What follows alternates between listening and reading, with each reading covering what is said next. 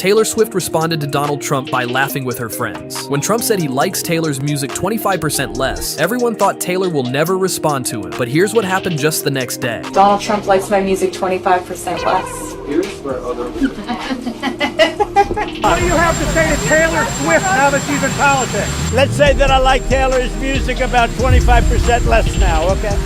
For Tan Marino, he started by lashing out at Taylor Swift. He posted, "I signed and was responsible for the Music Modernization Act for Taylor Swift and all other music artists. Joe Biden didn't do anything for Taylor and never will. There's no way she can endorse crooked Joe Biden, the worst and most corrupt president in the history of our country, and be disloyal to the man who made her so much money." It began with a punchline and a pop star. The White House recoiled as Taylor Swift, holding a sparkling prize, stood on stage and uttered 8 words. And Jimmy Kimmel transformed the president's reality-bending shtick into a televised confession while he stood in a studio 3 time zones away. 1 truth, 2 microphones, and 2 entertainers. Pop culture intervenes to remind authority when it loses its sense of shame. Please remember to like and subscribe if you agree with Jimmy Kimmel and Taylor Swift, and share one thing you enjoy about them in the comments area. What does President Trump mean when he says that Taylor Swift is no longer hot? Look, he is speaking about Taylor Swift's political views and how perhaps it has impacted the support of the American public for her work, and I will leave it at that. The biggest pop culture news of the year broke while we were in this cabinet meeting. Travis Kelce and Taylor Swift are engaged, and the world wants your reaction, sir. Well, I wish him a lot of luck. Oh. No, I think he's a great player. I think he's a great guy, and I think that she's a terrific person. So I wish them a lot of luck. August 26th, 2019. There is a delay in the MTV Video Music Awards. The electricity of the audience. Taylor Swift then approaches to accept You Need to Calm Down's Video of the Year award. The message is already conveyed by her rainbow blazer. However, her subsequent remarks are what make an awards speech a national event. At the end of this video, there is a petition for the Equality Act, which currently has over 500,000 signatures, asking the White House to support equality for everyone, she says, grinning and holding up the trophy. President Donald Trump isn't shaking off his bad blood with Taylor Swift.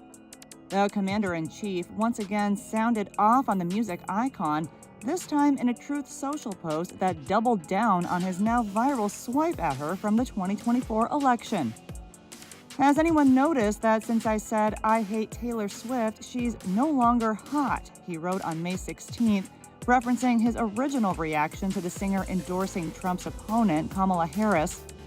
Though Swift rarely mentions Trump by name, she did express concern about AI-generated images he had shared during his campaign that falsely depicted her supporting him for president.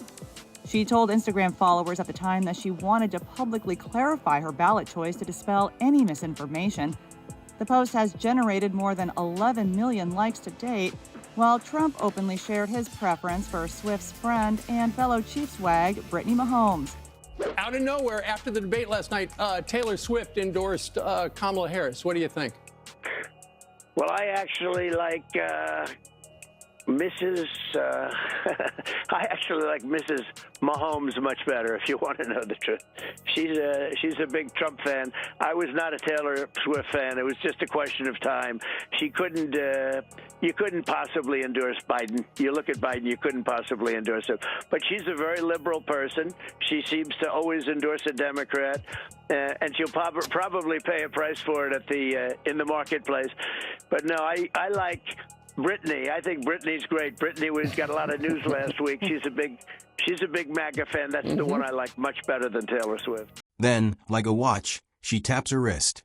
We sincerely hope you will reply. The audience erupts. It's courteous, accurate, and deadly. Because the petition, supported by the You Need to Calm Down campaign, directly challenged an administration that opposed extending civil rights protections for LGBTQ Americans. She puts the Trump White House in a difficult position in only 15 seconds. Swift didn't throw a fit. The timing was right. An unplanned, real-time prod that prevented avoidance. Because on Friday, out of nowhere, Trump posted, "Has anyone noticed that since I said I hate Taylor Swift, She's no longer hot. Wow. Wow.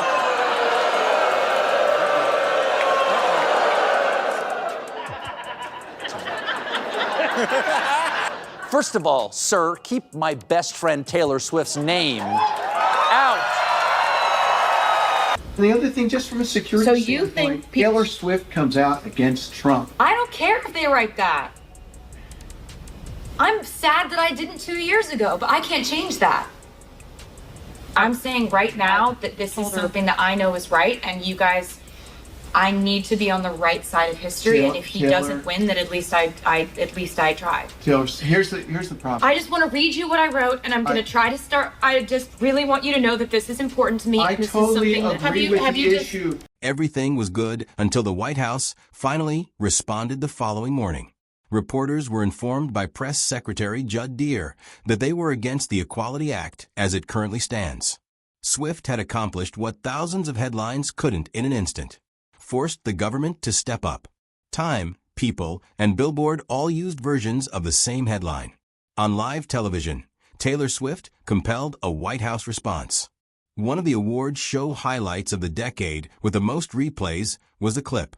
This is a man who literally hours before this happened posted on Truth Social the words, "I hate Taylor Swift." Somebody sent this to me. I thought it was a joke. I was like, oh, that can't be real. It was real. Which, I was thinking about it. I want to kind of go through and visualize the thought process that went into A, thinking this, B, writing this, and C, posting it, okay? So it's Sunday morning at 7:40 a.m.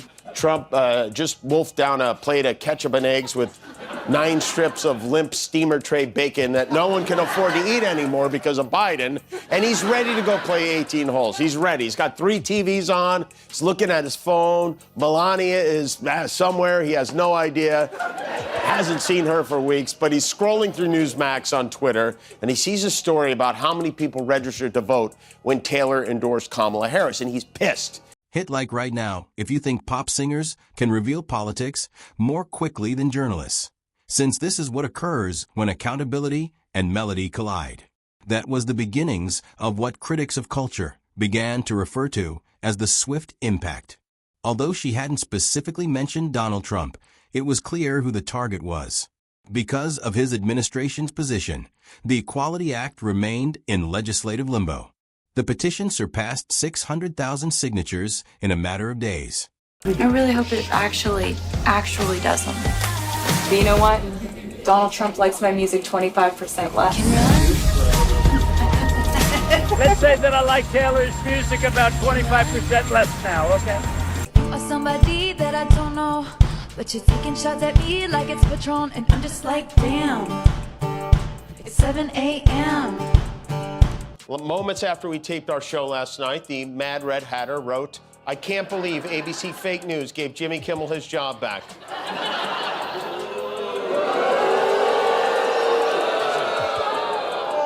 You can't believe they gave me my job back. I can't believe we gave you your job back.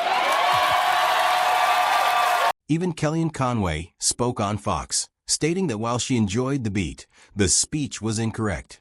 The irony was all-encompassing. In response to a pop star's acceptance speech, the president's top advisor acted as though it were official policy. Before Jimmy Kimmel picked up his cue, everything was good. 2 weeks later, Sharpagate was soaking the nation. In the White House briefing room in September 2019, the president is shown holding up a hurricane warning map with an ominous black loop written on it. The White House was told by ABC that his show was canceled. No, they weren't. Something happened between then and now because his audience is gone and his talent was never there. That I can't argue with. Shut the up. The freedom of speech is only for me.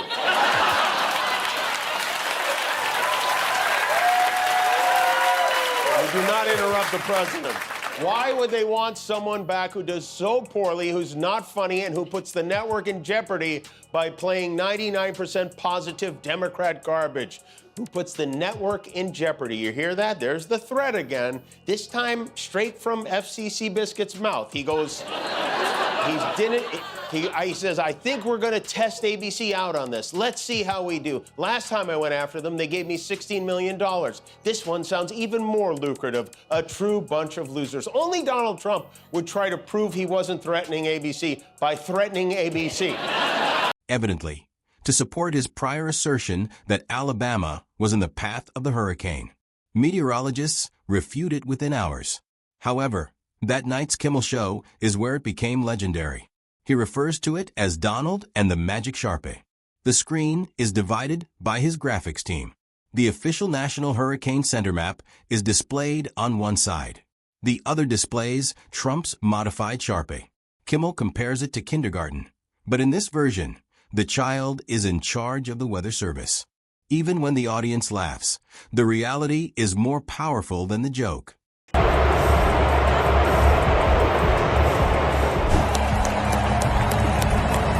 Donald Trump emerged the winner on Super Bowl Sunday as a distraught Taylor Swift watched the Kansas City Chiefs collapse against the Philadelphia Eagles.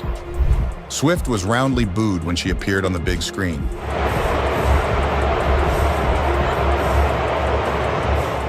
And Trump seized on the moment, firing off a Truth Social post that contrasted her jeers with his cheers.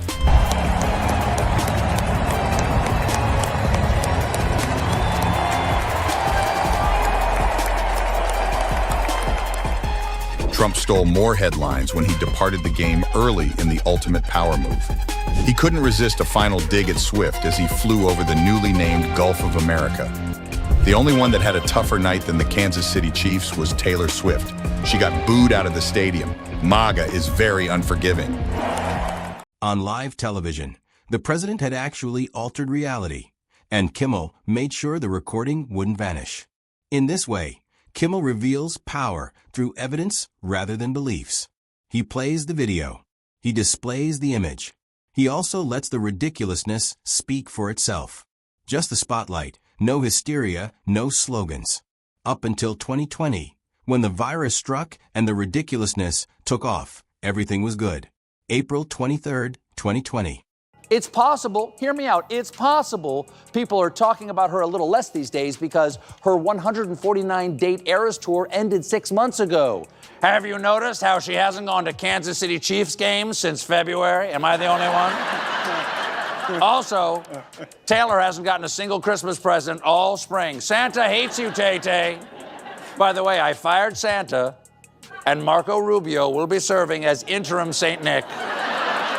And you almost have to feel sorry for the people who work for him, who try to clean up the messes. They've been bending over backwards to say, oh, he never threatened. J.D. Vance today made the claim that what the FCC chairman said was a joke, which, I don't know, maybe that was a joke? I don't know. They go to all these lengths to say, oh, it wasn't coercion. The president was just musing. And then the second Trump is alone, he sits on the toilet, he gets his grubby little thumbs on his phone, and he immediately blows their excuses to smithereens and says, it was ratings that got me fired. Has anyone ever been fired for bad ratings on a Wednesday?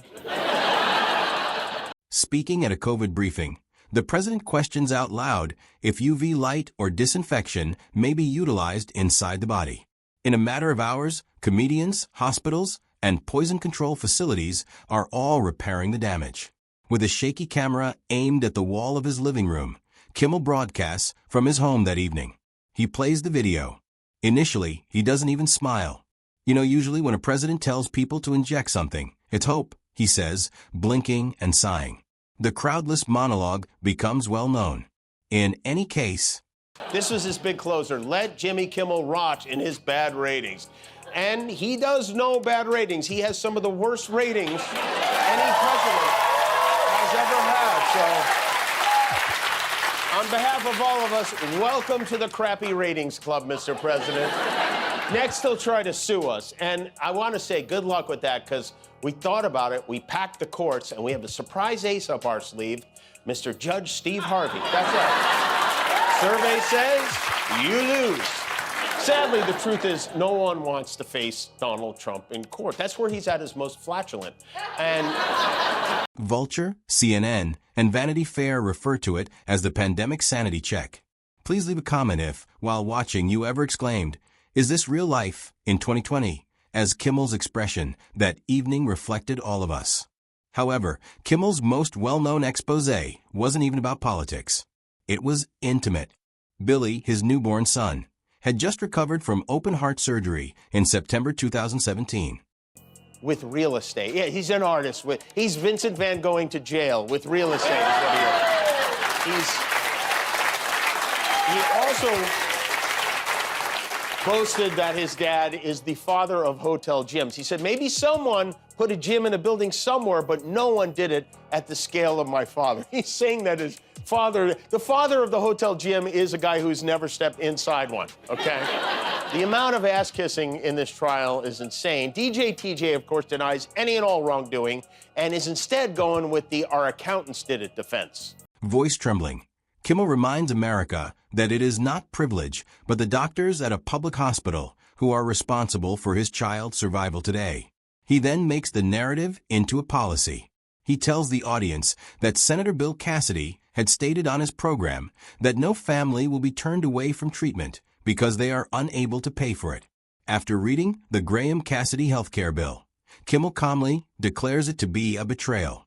Kimmel claims that either he lied to me or he doesn't comprehend his own bill.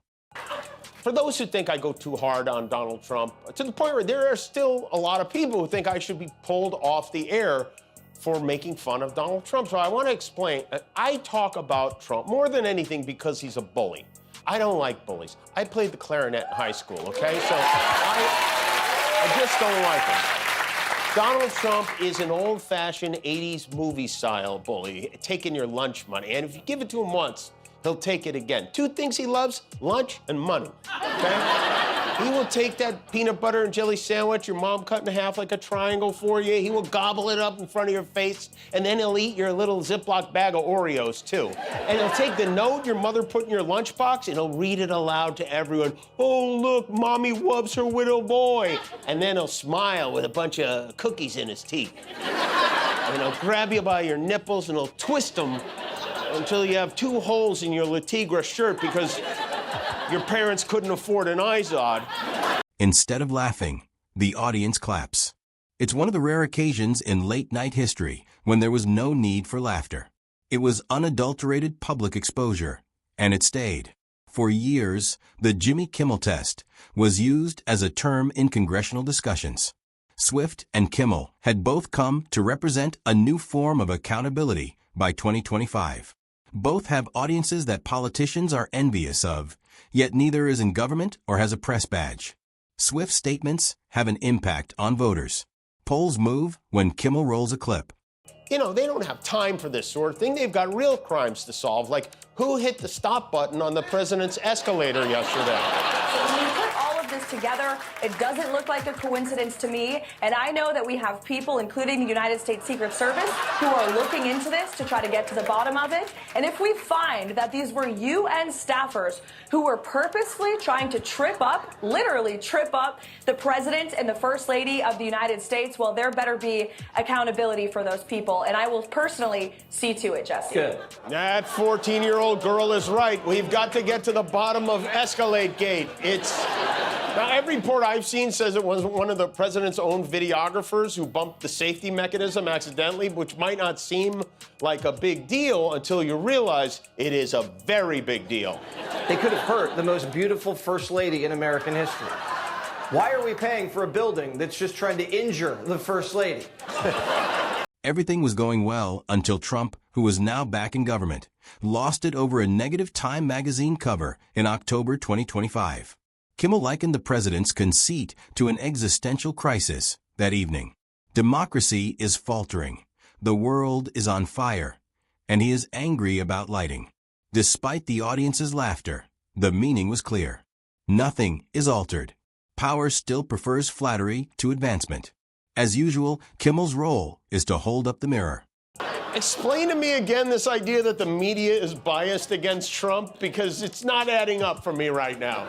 Trump escalated this minor incident bigly today. He put up a 357-word post calling for whoever was responsible for it to be arrested. And in case you haven't seen the shocking near tragedy already, here it was.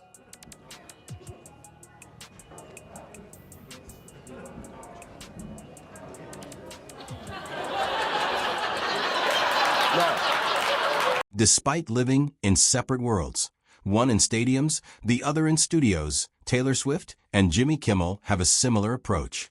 Speaking the truth so plainly seems risky. Swift's shameful actions compelled the White House to publicly state its stance. The president was forced to witness his own contradictions unfold on film as Kimmel mockingly did it. Both came to the same conclusion. However, one used comedy to expose hypocrisy and the other kindness. If power won't reveal the truth, someone else will. You know what else is sad? That the President of the United States has a lower approval rating than Diddy and diarrhea. That's what's sad. You know, if he's looking, I know he cares very deeply about this sort of thing. If he's looking to improve his approval numbers, I have an idea. Release the Epstein files. Yeah. Did you ever think the President of the United States would be celebrating your unemployment? I mean, that son of a bitch, you know, is really unbelievable. Mr. Son of a bitch. I mean, Mr. Son of a bitch. His royal, yes. Yeah, no, I never imagined that we'd ever have a president like this, and I hope we don't ever have another president like this again. I mean, I never even imagined there would ever be a situation in which the president of our country was celebrating hundreds of Americans losing their jobs. But somebody who took pleasure in that. That, to me, is the absolute opposite of what a leader of this country is supposed to be.